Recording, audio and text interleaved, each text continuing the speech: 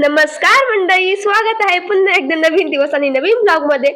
मी एवढी खुश आहे, ते पण बॅग घेऊन. म्हणजे याचा अर्थ मी चालले गावाला. गावाला जाण्याचं कारण म्हणजे गावची यात्रा आहे म्हणून गावाला निघाले. एक तर मला आज जागा भेटली होती लास्ट सीट वरती आणि कॉमन सीट आहे ना, मला बिलकुल आवडत नाही. त्यात ह्या दोन आजींच्या गप्पाने मला एवढं बोर हाणलं होतं ना, असं झालं कधी मी स्टँड वरती उतरण. आणि त्यातल्या त्यात उतरल्यावरती याचं काम होतं मोबाईल शॉपिंग मध्ये, मग तिथे पण थोडा वेळ बसावं लागलं. याला मी इतक्या शिव्या दिल्यात ना आज गाडीवरती, कारण एवढी फास्ट गाडी चालवत होता, पण तरी पोरांनी गाडी काही स्लो केली नाही. आता हे पहा, आमच्या वयातली पोरं पोरी ना आपापल्या GF साठी कॅडबऱ्या घेऊन जात असतील, पण आम्ही फक्त आमच्या आईसाठीच घेऊन जातो. फायनली गाईज, आता मी पोचले आमच्या गावातला, म्हणजे आमच्या मळ्यात.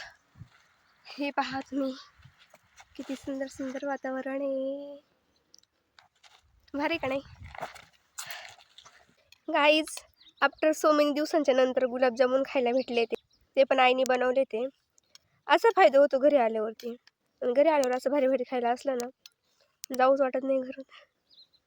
ते पहा, आमच्या घरी 2 नवीन पाहुणे आलेत, पण त्या पाहुण्यांना माझ्यात जास्त काही मला इंटरेस्ट वाटत नाहीये. हे तर जास्त वाढाव दिसतंय बरं का. कसं शांत बसले, तू बस ना शांत.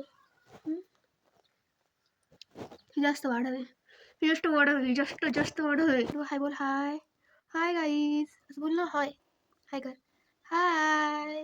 माझं नाव मावडे आहे, मी मावडे आहे म्हणा. आमचा मावडा आहे ना, जास्त भाव खातोय. या तर पाहूनच गेले.